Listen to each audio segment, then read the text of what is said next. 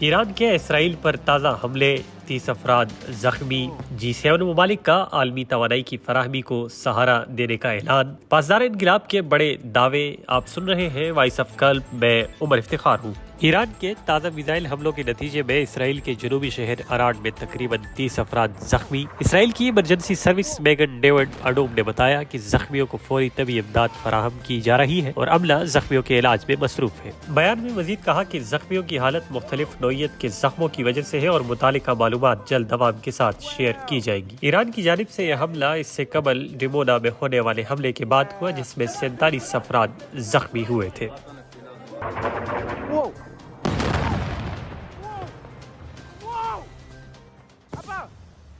G7 ممالک کے وزرائے خارجہ نے کہا کہ وہ عالمی توانائی کی فراہمی کو سہارا دینے کے لیے تیار ہے۔ ایران نے امریکی اور اسرائیلی حملوں کے جواب میں خلیجی ممالک توانائی کے انفراسٹرکچر اور ابنائے ہرمز کے ذریعے شپنگ کو نشانہ بنایا، جو تیل کی رسید کے حوالے سے ایک اہم گزرگاہ تصور کی جاتی ہے۔ یہ اعلان بین الاقوامی توانائی ایجنسی کے اس اقدام کے بعد سامنے آیا، جس میں انہوں نے جنگ کی وجہ سے پیدا ہونے والی صورتحال اور تیل کی کمی کو قابو پانے کے لیے 400 ملین بیرل تیل کے ذخائر جاری کرنے کا فیصلہ کیا۔ بیان میں Canada, France, Germany, Italy, Japan, برطانیہ اور امریکہ کے وزرائے خارجہ اور یورپی یونین کے اعلیٰ نمائندے نے کہا کہ وہ ایرانی حکومت کے تمام حملوں کے فوری اور غیر مشروط خاتمے کا مطالبہ کرتے ہیں۔ ایران کی نئی حکمت عملی، امریکہ اور اسرائیل کو حیران کرنے کے دعوے۔ ایرانی پاسداران انقلاب کی اسپیس فورس کے کمانڈر نے کہا کہ رات کے دوران اسرائیل کی جانب مزید میزائل داغے گا۔ سید مجید موسوی نے ایکس پر لکھا کہ میں اعلان کرتا ہوں کہ ایرانی فوج کو مقبوضہ علاقوں کے فضاؤں پر برتری حاصل ہے۔ انہوں نے مزید کہا کہ نئی حکمت عملی اور لانچ سسٹم امریکہ اور اسرائیل کو حیران کر دیں گے۔